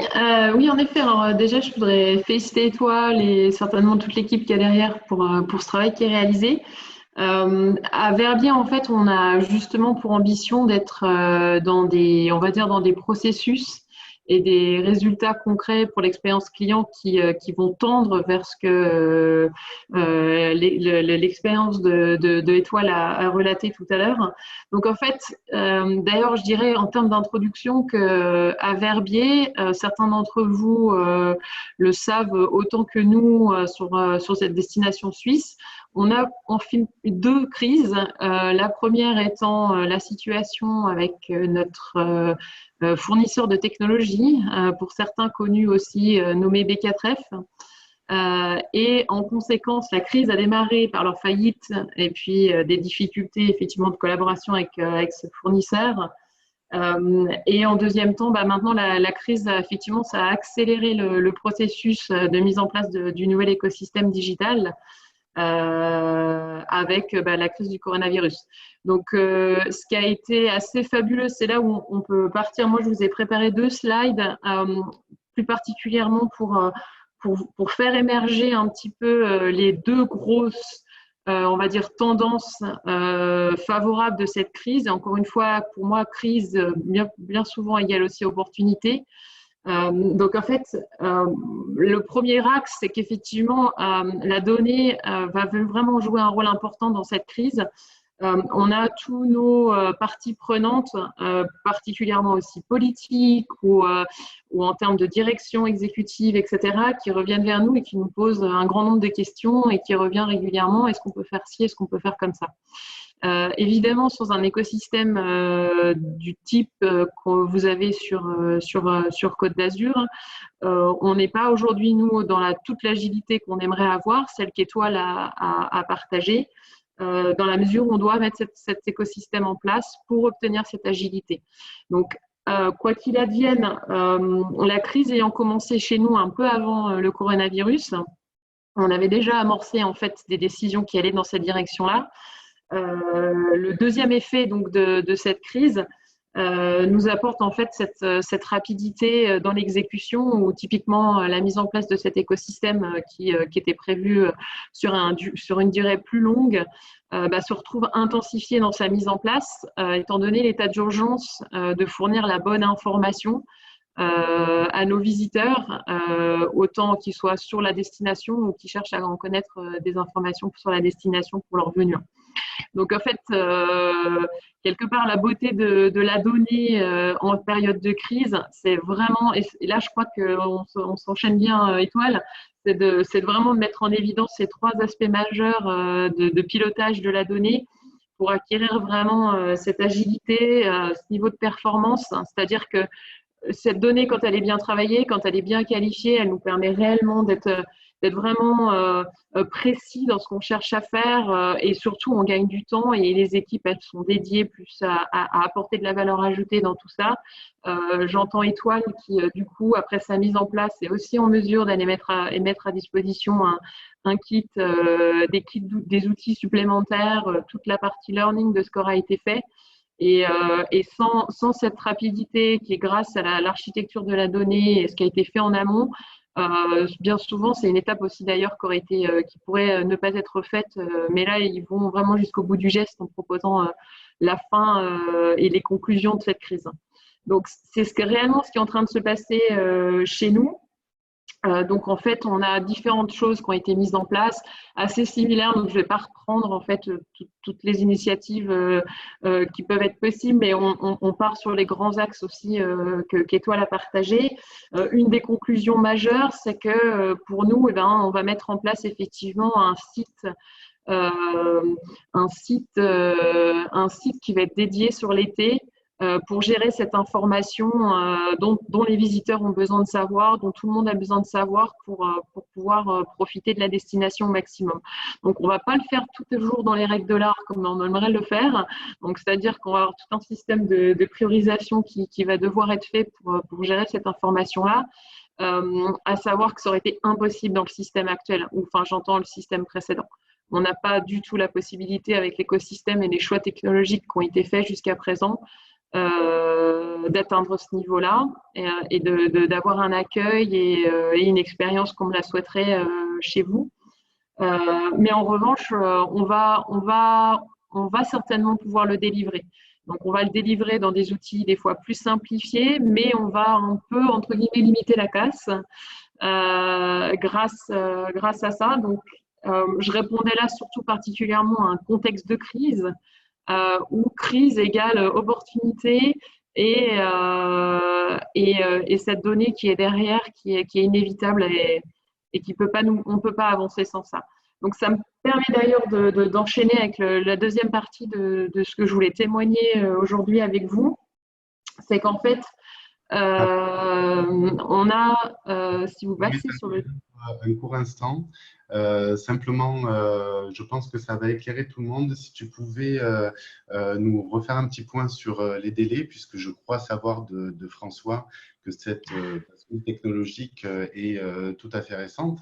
Or, on a en face de nous une petite centaine de participants qui certainement, en entendant Étoile, se sont dit il y a un certain nombre de choses qu'a mentionné Étoile et des jalons que je n'avais pas encore posés. Comment je peux encore être réactif sur si ces jalons technologiques-là et de gestion de la donnée n'ont pas encore été posés. Alors là, on partage un système d'information, donc ça va être, je pense, rassurant pour tout le monde de constater que finalement, la bascule dont tu nous fais part est assez récente et qu'il est encore temps, pour ceux qui nous écoutent, de mettre en œuvre un certain nombre de choses.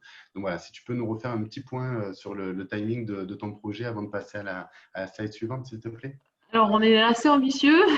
On va essayer de livrer ça sur nos délais. En fait, on a pu amorcer le projet le 23 mars ou 24 mars avec un démarrage qui a commencé par la formation des équipes, une formation d'équipes prioritaire, des équipes techniques derrière qui nous ont permis de faire des imports de la donnée souhaitée dans l'outil d'Apidae. Et des équipes aussi derrière qui sont déjà en train de traiter et de qualifier cette donnée-là, avec derrière donc, la mise en place du site internet qu'on souhaite évidemment pour la fin du mois de mai. Donc, il nous reste un petit mois et demi à peine pour le faire. Encore une fois, toute la question, ça ne va pas être d'être dans un monde idéal avec un joli site internet qu'on aurait rêvé. C'est vrai que certaines discussions avec d'autres destinations nous amenaient sur des projets d'une année. On va simplement aussi essayer de gérer les attentes de tout le monde. On va par contre, en revanche, passer des étapes et franchir des étapes qu'on ne pourrait même pas franchir aujourd'hui. Donc, on va passer par des solutions comme la ferme de widgets que vous avez et que vous connaissez sur Apidae. Et puis, on va construire en fait des pages d'atterrissage, des portails, et toujours en allant à l'essentiel. L'idée, ça va être de se passer des nice to have et puis d'aller à l'essentiel sur ce qu'un consommateur va vouloir. On a les mêmes besoins, c'est-à-dire qu'aujourd'hui, en parallèle, il y a une collecte en fait une collecte des intentions et des volontés des partenaires pour savoir justement ce que eux vont pouvoir réussir à mettre en place sur la destination. Il y a une accélération aussi qui a été donnée aux côtés des animations gérées par notre office de tourisme, parce que du coup, on va se vouloir aussi producteur d'activités et d'animations, beaucoup plus aussi que d'habitude. Et donc, en fait, on va aller à l'essentiel vers ces activités, ces animations qu'on va vouloir rendre disponibles. Bon, un des avantages qu'on a, c'est qu'on a décidé pour le moment de couper la commercialisation de ces objets, ce qui n'était pas le cas encore l'année dernière, mais là, on est revenu sur une stratégie aussi un peu différente. Avant de monter une commercialisation, il était important pour moi qu'on ait les bonnes bases, et puis du coup, ce n'était pas encore l'état des lieux. Donc en fait, on a tout ce dispositif-là aussi qui est en train d'être mis en place. Donc là, on est en train aussi de rallier différents types de fournisseurs pour pouvoir l'exécuter, notamment la mise en place du site internet et de ces solutions temporaires. Voilà, heureusement, on a quand même une équipe contenu qui a pris un peu d'avance depuis quelques mois. Donc, du côté contenu, on devrait faire avec ce qu'on possède et ça devrait tout à fait tenir et être viable pour l'été, tout en sachant qu'on est aussi en construction. L'autre élément majeur de la donnée, c'est l'amélioration continue. Et ça aussi, justement, Étoile a partagé ce témoignage-là. On constate bien, les analytiques ou la donnée que l'on possède nous permet en continu en fait, d'améliorer les étapes. Donc, on va très probablement rentrer dans un 80-20 de livraison et l'améliorer au fur et à mesure. Maintenant, on a besoin de cette agilité parce que avec Apidae, entre autres, on peut se permettre d'avoir un hébergeur ou un producteur d'activité qui déciderait le 15 juillet finalement d'ouvrir pour un client qui viendrait du coup 3 jours plus tard. Donc, et ça c'est vraiment lié aux outils d'aujourd'hui qu'on n'avait pas nous aussi avant. D'accord, très bien. Ça devrait être certainement rassurant pour tout le monde. Effectivement, il y a des jalons, mais voilà, il y a une grosse attention sur le projet particulier du moment. Donc, tu nous as dit bascule de système d'info qui est intervenu au mois de mars avec une sortie ambitieuse dès le mois de mai. Donc, bon, voilà, c'était le message que je souhaitais faire passer. Effectivement, que tout reste encore possible et envisageable. L'important est d'avoir identifié les enjeux, de bien avoir compris les messages que l'ensemble des conférenciers cherchent à faire passer aujourd'hui. C'est que la data, il est vraiment temps, particulièrement dans cette gestion de crise, de s'y intéresser parce qu'elle porte de la valeur et des solutions. Donc, bien avoir identifié les enjeux, avoir une certaine capacité de réactivité tout de même. Et puis, voilà, de bien identifier également la ligne d'arrivée en étant toujours centré client. Pas la peine d'en faire des tonnes. L'important est d'apporter la bonne réponse à la personne qui se questionne. Tu veux passer sur la slide suivante pour… Oui, entre autres, je pense que là, l'idée, c'est aussi d'expliquer que cette période de crise a complètement aussi fait changer les priorités de chacun, de toutes les équipes. Toutes les équipes ont dû se reprojeter dans des nouvelles perspectives. Donc, l'horizon est devenu assez différent que celui finalement programmé. Bon, comme je disais, sur la partie digitale, on avait déjà amorcé des projets, mais ces projets sont devenus au centre et au cœur des préoccupations. Et donc, la priorisation des projets et des tâches est devenue complètement tout autre. Cette crise et l'importance de la donnée a aussi fait prendre conscience à certains métiers de son importance. Des fois, j'étais un peu depuis quelques mois en train de négocier, à essayer de faire comprendre certains sujets à des personnes réticentes. Bon, maintenant, elles ont compris, je crois. Donc, ça a fait bouger les troupes et des métiers sont complètement aussi en train de se réinventer parce qu'ils commencent à comprendre l'intérêt pour eux que ça a de faire quelque chose de propre, d'avoir ces bases de données en place pour derrière venir les aider dans leur métier au quotidien et vraiment d'apporter cette valeur ajoutée qu'on attend d'eux. Donc ça c'est vraiment le point important. Et avec ces changements de prisme et de perspective, on a évidemment cette accélération humaine et financière qui est accessible, qui l'est aussi beaucoup moins dans un temps routinier, beaucoup plus calme. Où quand la crise est là, les oreilles se tendent davantage et on est prêt à faire beaucoup plus que dans d'autres moments. Il faut savoir aussi que donc l'écosystème pour l'été chez nous inclut aussi notamment une rénovation complète aussi de la partie digitale de la gestion de la carte d'hôte. Qui est aussi pas rien, parce que c'est un gros hausse commerciale qui marche beaucoup sur notre destination. Et donc, c'est pas non plus que la mise en place d'un site internet, mais ça va être aussi derrière une nouvelle gestion de base de données d'hôtes, une activation en carte et en passe derrière.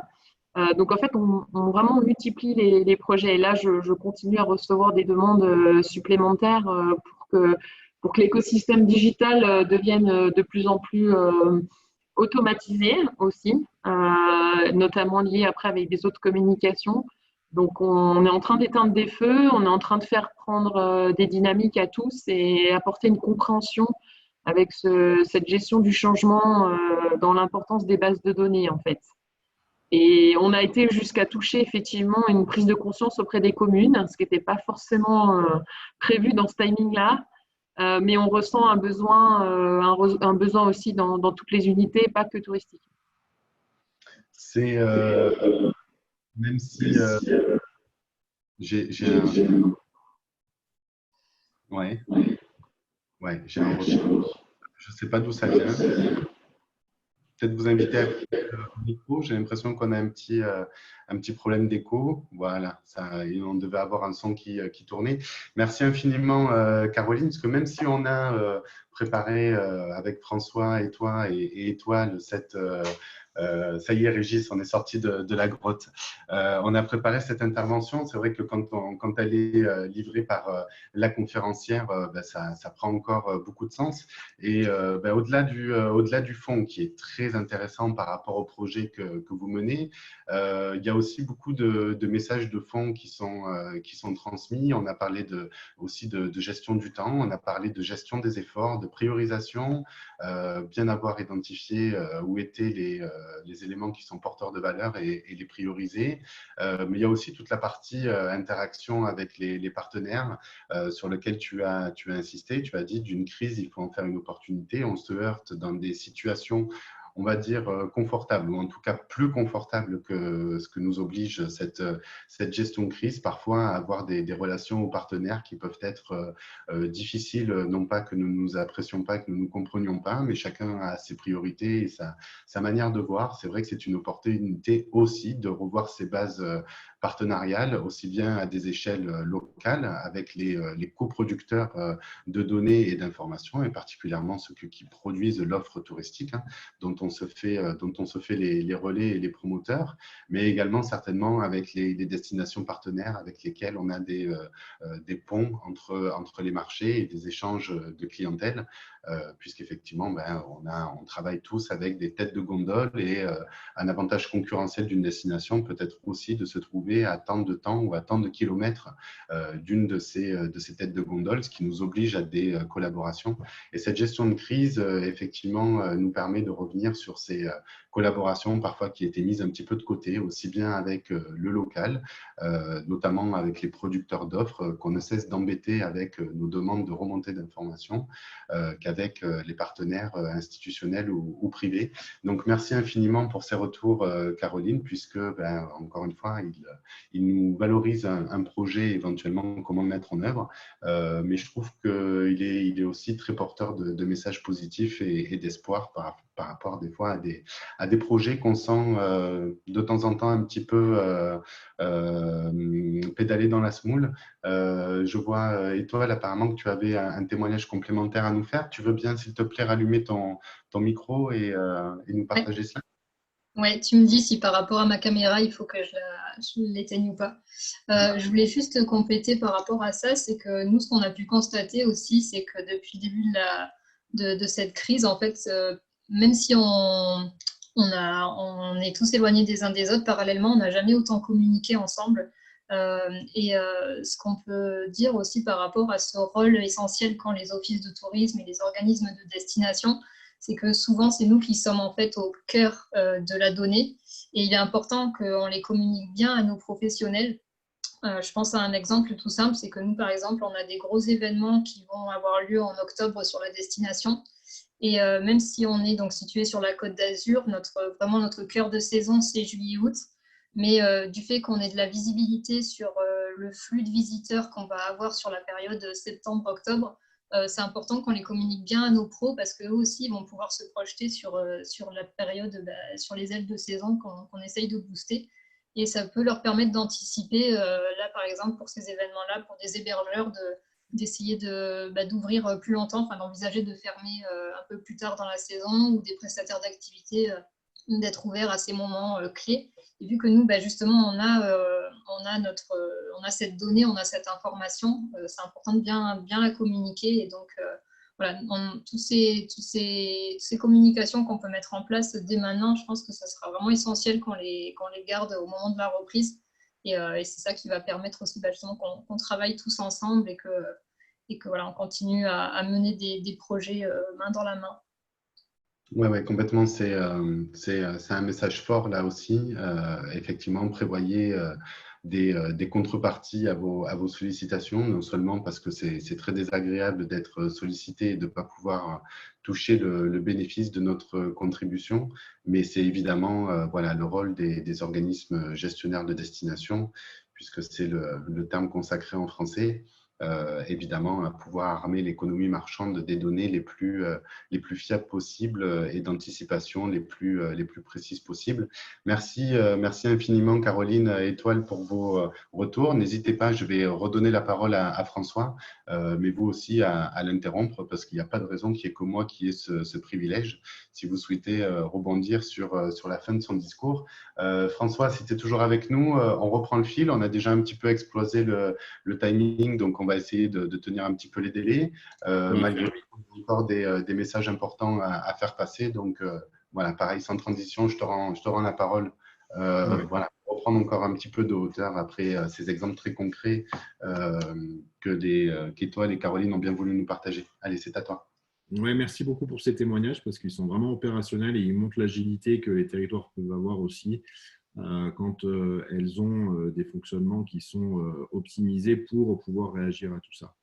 Je vais accélérer parce qu'il y a le goûter qui va arriver, hein, donc ça te laisse sourire en plus. Pour parler en fin de compte de en quoi ça pourrait être utile après la crise. Si on répète ce que Étoile et Caroline ont dit, en gros, ça va permettre d'hyper-personnaliser l'offre suivant le contexte, de connaître ses marchés, leurs habitudes, de créer du lien avec nos clients et aussi prendre des décisions appuyées. Je vais m'arrêter juste une seconde sur cette illustration-là.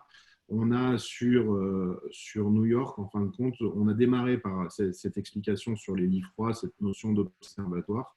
New York, aujourd'hui, en fin de compte, a pris le parti de sanctionner, en fin de compte, toute violation qu'il peut y avoir par rapport à la location d'appartements privés et tous les abus qu'il peut y en avoir. Et vous voyez, les montants, ils démarrent à $1 000 et ils terminent à $7 500. Parce qu'aujourd'hui, ils ont cet observatoire qui n'est pas simplement du fait des disrupteurs, il est aussi là par rapport à d'autres plateformes et une mesure qui est faite entre qui respecte et qui ne respecte pas l'énoncé du sujet et qui déclare et qui ne déclare pas en fin de compte ces régimes fiscaux par rapport à ces fameux lits froids. Donc, ça nous prouve qu'on peut prendre des décisions qui sont appuyées sur ces sujets-là. Au final, changer la culture du tourisme, oui, mais vers une culture de service, de proposer justement ces innovations de manière constante et d'améliorer constamment en fin de compte son offre pour pouvoir affiner en fin de compte le besoin qu'il soit par rapport aux socio-professionnels comme Caroline et Étoile pouvaient dire, mais aussi par rapport aux clients qui aura des attentes et des attentes de sécurité à partir de cet été. Sur la slide suivante, on peut passer très rapidement puisqu'on a déjà parlé du fait que les séjournants ne sont pas la seule priorité à avoir. Simplement à souligner un fait, c'est que il faut continuer à travailler ces marchés parce que les différents marchés, comme on parle des résidences secondaires, comme on parle des excursionnistes, sont là aussi pour alimenter le tissu économique et social local. Et j'insiste sur l'aspect social et ce schéma, il nous le prouve clairement puisque c'est un cercle vertueux, puisque la réalisation, on est dans le cas d'un événement, c'est Eric Morance qui a fait ce schéma-là en 2012 pour la DGE, qui expliquait en fin de compte l'intérêt des événements. On aura des soucis avec les événements cet été, on est dans le même bateau avec le tourisme, mais en fin de compte, cette réalisation amène de l'attraction et des dépenses d'investissement. Ça amène des dépenses de visiteurs sur le territoire, qui amène du chiffre d'affaires dans les entreprises locales, qui amène du revenu dans les ménages du territoire, donc on rentre dans la part sociale, qui amène de la fiscalité locale, qui amène des ressources à la collectivité, qui, elle, peut remettre de l'argent en fin de compte dans ces financements. On en parlera une autre fois. Si on a des leviers du coup pour interagir sur ce cercle vertueux et en bonifier les meilleurs aspects. Sur les sites internet des OT de Perpignan, Collioure, Argelès-sur-Mer, Prades, excusez-moi, pardon. Absolument aucune communication spécifique sur l'initiative pendant la crise sanitaire actuelle. Seule la Chambre d'agriculture de Perpignan propose une liste des agriculteurs qui continuent à travailler en circuit court. Effectivement, on vous le disait, il y a aussi des problématiques technologiques. Verbier, malgré tout, n'a pas acté, Caroline, tu me corriges si je me trompe, d'entériner cette bascule technologique parce que la crise, certainement que la décision était antérieure. Il se trouve malheureusement que ça s'est produit à ce moment-là. Mais effectivement, on est tous dépendants tout de même des systèmes d'information et des systèmes technologiques du moment. Tout l'enjeu précisément est à en tirer le meilleur parti avec les quelques préconisations qu'on s'est permis de vous faire aujourd'hui. Donc, il ne s'agit pas de jeter la pierre à ceux qui ne peuvent pas le faire. J'imagine que les structures qui ont été citées font au mieux avec les moyens du bord et notamment les moyens technologiques. C'est bien pour ça qu'il faut mettre l'accent sur les enjeux techno, même si parfois ça sort un petit peu de notre champ de compétences. L'essentiel étant d'en avoir identifié les enjeux et les usages qu'on souhaite en faire, et ensuite charge aux spécialistes de la technique de nous livrer la technologie la plus adaptée. Donc, pardon François, je t'ai un tout petit peu interrompu, mais voilà, c'était important de revenir un instant là-dessus. Tu peux nous parler des slides suivantes, s'il te plaît? Ouais, juste pour rebondir sur les 2 derniers messages, ouais, ça va dépendre de l'adaptation du territoire et des personnes qu'il y a derrière. Il y a un aspect humain qui est très très fort. Si je veux illustrer aussi ces parties-là sur le fait que Étoile a mis dans son lien la carte interactive qu'elle a créée sur les données citées qui correspondent au descriptif thématisé. Nous, dans le territoire dans lequel je vis, j'ai vu des personnes, on va dire c'est des initiatives privées, mais ça me fait un peu mal au cœur de voir des fichiers Excel qui se baladent pour savoir si les commerces sont ouverts ou ne sont pas ouverts, alors que la CCI a fait le travail, alors que le département fait le travail, alors que la région fait le travail. Il y a une coordination humaine aussi à mener, et c'est bien qu'Étoile ait souligné que dans des périodes comme ça, on n'a jamais autant communiqué aussi les uns avec les autres. Donc là aussi, il y a une manière de manager qui sera sûrement amenée à changer dans les mois ou dans les années qui viennent. L'influence de la donnée, je te le fais rapidement. On considère que le tourisme intelligent est associé au développement d'outils innovants. En gros, j'ai trop souvent entendu dire « Ah, mais vous êtes une smart destination parce que vous avez une application mobile ». L'outil ne fait pas la stratégie et ne fera jamais la stratégie. C'est pas parce qu'il y a des smartphones, c'est pas parce qu'il y a des montres intelligentes, c'est pas parce qu'il y a des télés intelligentes, c'est parce qu'il y a des voitures intelligentes, des maisons ou des hôtels intelligents que forcément on est intelligent. Il faut aussi utiliser cette donnée, il faut savoir la redresser, il faut savoir jouer avec, de manière à alimenter son propre système et cette fameuse chaîne de valeur.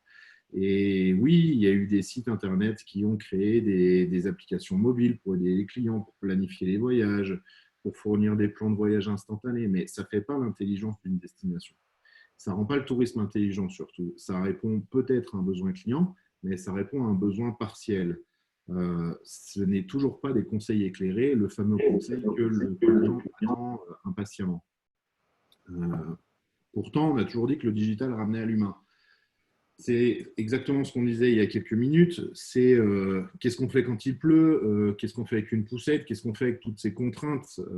Quand j'ai passé une certaine époque, qui est pas si lointaine que ça, les habilitations de qualité tourisme, on considérait en fin de compte les familles avec poussette comme un handicap. Et c'est la réalité des choses. C'est-à-dire que aujourd'hui, passer un perron avec une poussette, bah forcément, on commence à faire de l'escalade.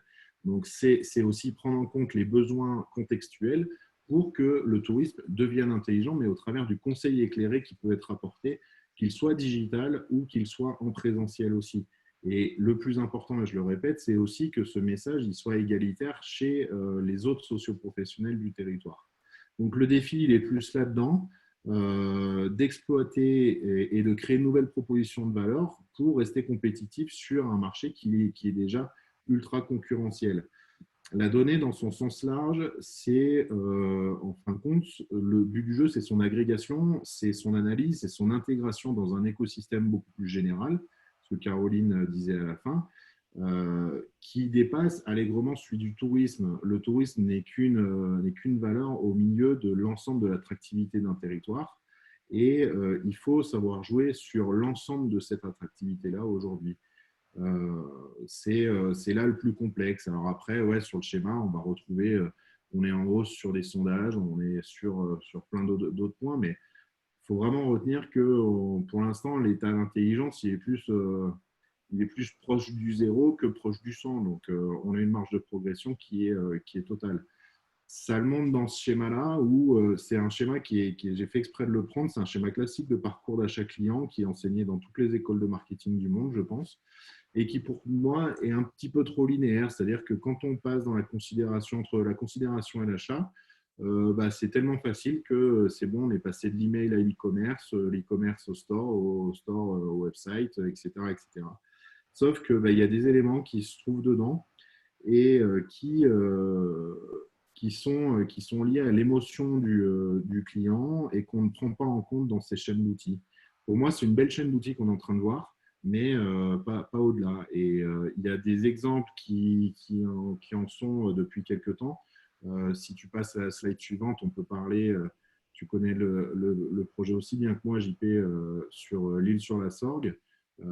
Ils ont mené un projet au travers de la MISA d'entreprises positives qui, sur leur marketplace, propose, en fin de compte, une fois l'achat fait, de reverser 3 € pour soutenir un projet touristique innovant local. C'était à l'époque, quand Joël Gaillet l'a présenté en 2017, il me semble, au TEDx d'Avignon, c'était fournir de l'électricité avec les roues à aubes de la ville. C'était alimenter de l'Internet gratuit via du Li-Fi, créer un petit train touristique. Je crois que c'est l'électricité qui a été élu, puisque je l'ai vu dans la nouvelle fondation, c'est le projet qui est mis en place. Enfin, c'est typiquement une économie positive, on appelle ça, qui peut, je ne vais pas parler paradigme, mais qui peut faire évoluer la proposition touristique aujourd'hui dans sa manière professionnelle d'appréhender la chaîne de valeur. Et c'est aujourd'hui aussi peut-être un moyen de financer et d'autofinancer des territoires en se disant qu'on arrête de compter sur la partie publique, on prend en main aussi le fait que c'est une relation publique-privée qui a lieu d'être et qu'aujourd'hui, il faut aussi investir le territoire et il faut aussi investir la partie tiers qui est le client dans sa capacité de se développer. Tout ça grâce à la data, bien sûr. Alors, tu m'excuseras, François, hein, du coup, je me fais un peu moins animateur pour qu'on puisse gérer le temps et comme ça, je te laisse voilà, nous transmettre tout ce que tu souhaitais faire. Une fois que le webinaire tel qu'on l'avait prévu sera fini, évidemment, on pourra continuer à échanger. Allez, je te laisse enchaîner. Caroline doit partir, elle a une autre réunion, oui, c'est vrai. Oui, je m'excuse, le timing serré fait que je dois enchaîner un peu les séances. Alors, c'était un grand plaisir de tous vous rencontrer. Je vous souhaite à tous une belle saison et puis peut-être que j'aurai l'occasion de vous revoir à d'autres occasions. Avec grand plaisir. Caroline, en tout cas. Merci. Bonne continuation, à très vite. Merci, ciao. Donc, pour aller vite, le parcours client est plus représenté par cette illustration-là. Parce qu'il faut prendre en compte plein d'éléments possibles et qu'il est beaucoup plus tortueux et que c'est important et il faut que la donnée elle serve à interagir sur le plus de points de contact possible sur un schéma identique à celui-là, de connaître le client, le marché cible et son comportement de consommation et de mettre aussi en place une stratégie en collaboration avec les socioprofessionnels qui est super important. On l'a eu dans les exemples et dans les témoignages, c'est-à-dire que le lien avec ce sociopro, il est indispensable et il doit être le plus serré possible, surtout dans des temps comme celui-ci. Alors, je vais quand même en faire un tout petit peu. On a des équipes de Bruno illustrées par Bruno Charblanc, pardon, le directeur d'Estelle Côte d'Azur, illustré par les propos d'Étoile aujourd'hui. Et puis, j'avais promis aussi de citer les travaux de la destination Provence Verte, qui, à travers une bonne gestion de sa data et d'une parfaite identification de la valeur portée par son offre touristique, une bonne compréhension aussi du levier émotionnel, le tout dans une production de contenu très performante et opérationnelle qui prend en compte justement ce cycle d'achat tortueux, sans être sur une destination tête de gondole, en tout cas pas l'idée qu'on s'en fait, puisqu'ils sont essentiellement sur l'arrière-pays varois, arrivent à drainer 1 200 000 visiteurs par an sur leur site web et dynamiser des systèmes de commercialisation, alors évidemment qui ont été réfléchis sur un point de vue marketing pour aller capter de l'audience, Mais en tout cas, quand on a une bonne préparation, les bons socles tels que décrits par Étoile, une bonne prise en compte de ce parcours d'achat tortueux et qu'en plus on y met du savoir-faire marketing et notamment le poncif de ce qu'on appelle le marketing expérientiel, on arrive à atteindre ces objectifs de visibilité et de transmission de messages et d'informations et à se sentir un petit peu moins petit poussé au prétexte qu'on doit assumer la casquette institutionnelle, mais en contrepartie qui nous apporte toutefois le crédit du tiers de confiance que les clientèles semblent toujours nous attribuer. On termine, François, si tu veux bien, ou on continue plus exactement sur les données mobiles. Oui, on ne pouvait pas parler de ce sujet-là si on ne parle pas données mobiles.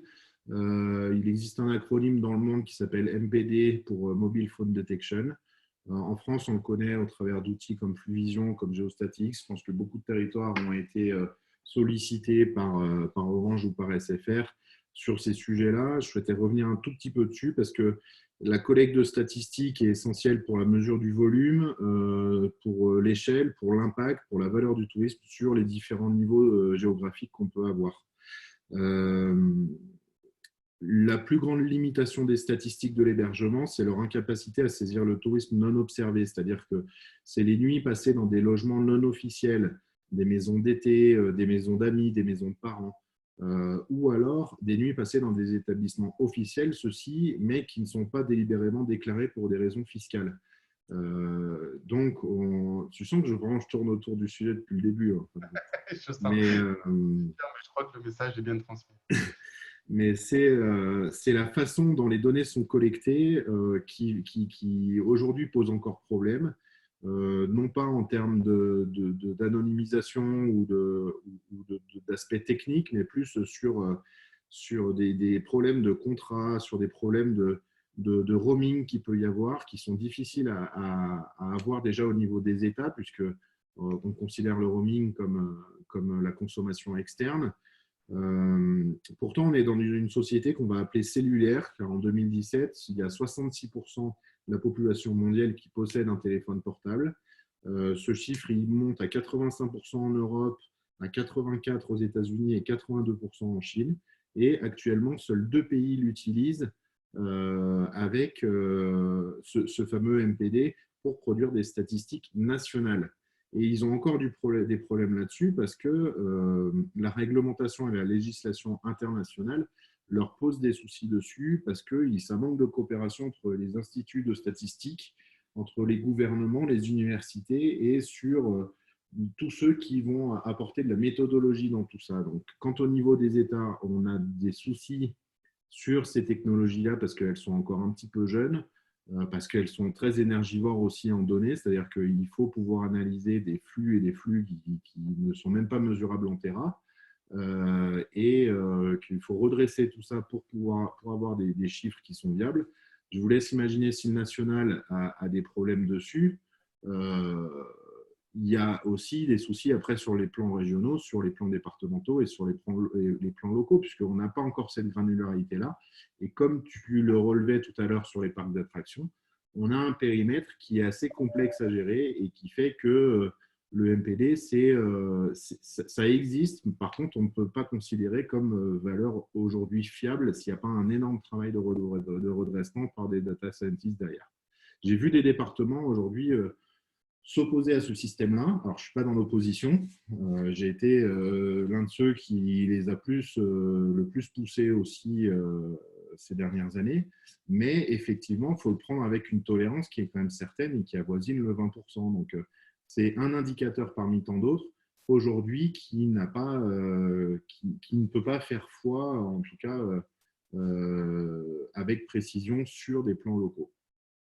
Bon, de toute manière, dès que vous voyez une statistique sans marge d'erreur, méfiez-vous.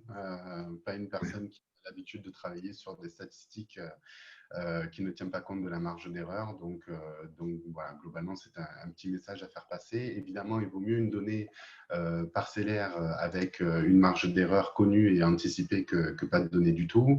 Donc c'est vrai qu'on termine ici cette dernière slide de la conf confinée avec des domaines d'analyse de data qui sont ambitieux, puisqu'on parle ici de coopération internationale.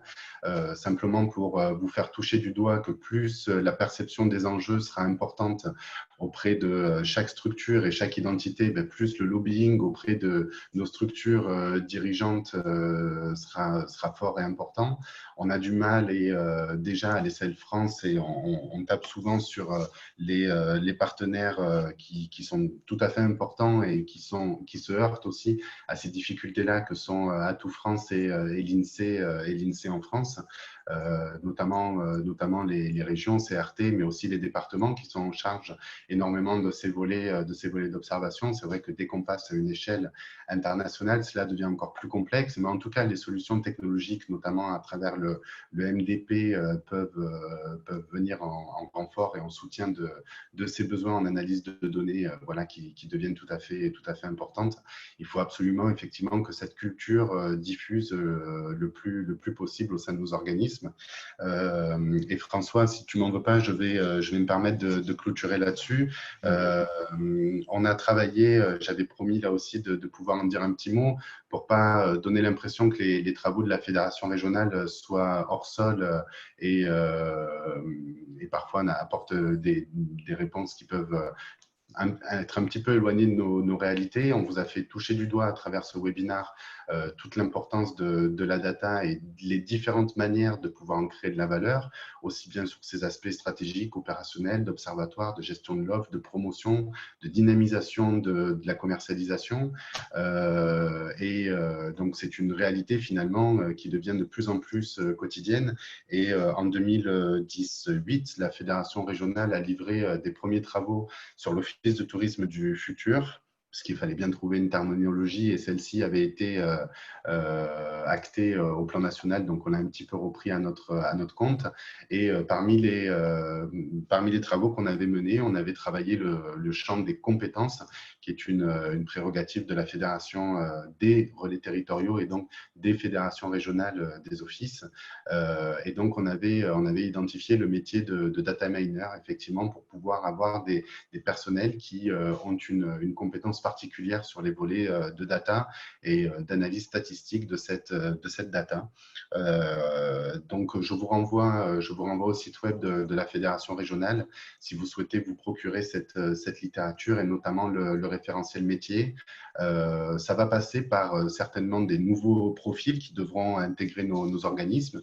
Les métiers ont changé et c'est donc normal que petit à petit se fasse la bascule dans les profils de compétences.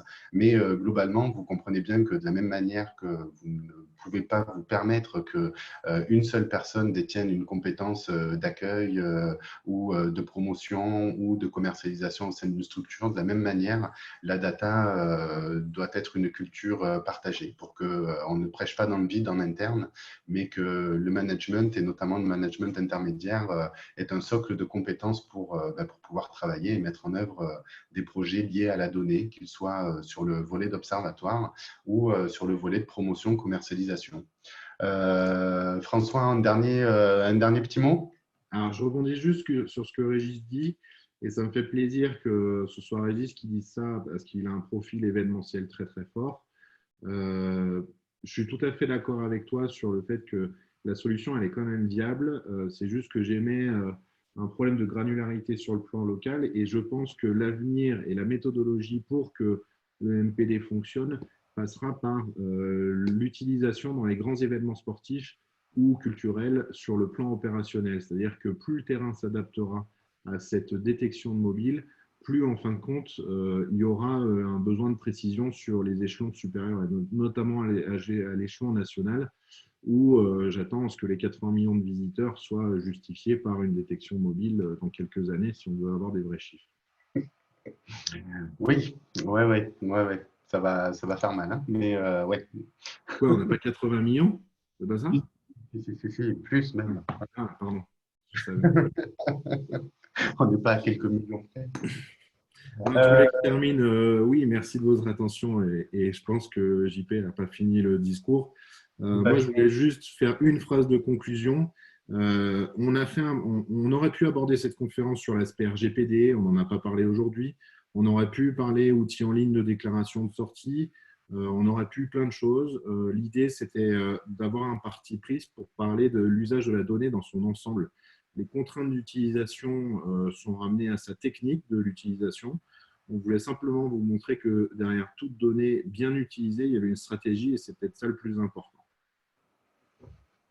Eh ben, j'aurais pas dit mieux en termes de conclusion, François. Merci, merci infiniment pour tes lumières. Étoile, merci infiniment pour ton retour d'expérience et merci à Bruno de t'avoir permis d'être avec nous aujourd'hui. Bravo pour le travail que vous réalisez. La conférence sur les aspects qu'on voulait voir avec vous est terminée. J'arrête là l'enregistrement.